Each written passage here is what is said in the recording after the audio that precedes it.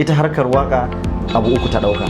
Kana yi ne dan kana so, kana yi ne dan an ce ka yi, kana yi ne dan an biya ka an ce ka zo ka yi. So ana yin wannan harka ne don la'ada ba don lada ba.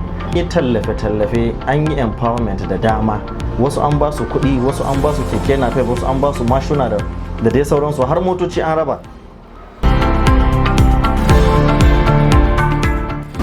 A'udhu billahi minash shaitanir rajim. Bismillahir rahmanir rahim. Assalamu alaikum warahmatullahi wabarakatuh. Mai magana Adamu Ahmed Yarma, wanda aka fi sani da Adamu Hono Gombe, marubuci kuma mawaƙi a jam'iyyar APC a jihar Gombe da ma Najeriya baki daya. Na fito ne domin nima na yi korafi bisa yadda na ji mawaƙanmu da 'yan uwana marubuta da mawaƙa suna korafi bisa yadda al'amuran tafiyar da mulki yake, ko kuma in ce yadda aka manta da mawaƙa da suka bada goyon bayansu da gwagwarmayarsu da tallafinsu da iliminsu da basirarsu da muryoyinsu ta yadda aka zo har aka kafa gwamnati, da kuma har yanzu ake na ana tafiya da su, ana gogayya da su.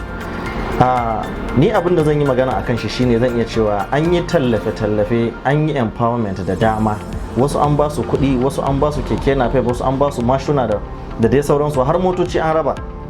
Amma har yau mu ba mu ji an ɗaga mawaka 10, 5, 20, 30 a ce yau wannan layin mawaka ne da suka yi gwagwarmaya aka tallafa musu ba.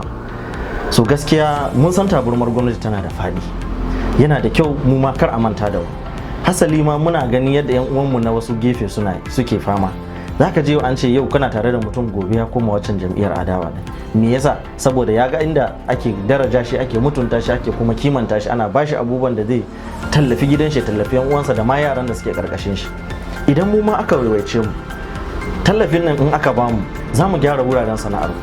Yaran da suke karkashin mu su ma za su samu yalwar kayan aiki domin su koyi aiki, su masu dogara da kansu. Kaga mun rage wa gwamnati wani nauyin zaune gari banza.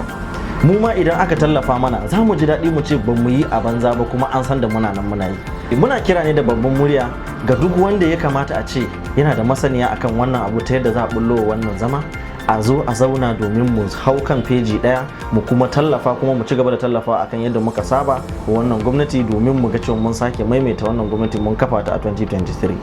Burin mu shine dan majin farko, dan majin Gombe, wato gwamna Muhammadu Inuwa Yahaya, ya samu tazarce, kai har ma duk wanda muka sa a gaba muka dora shi akan layi, mu samu a ce ya zarce akan kujerarsa.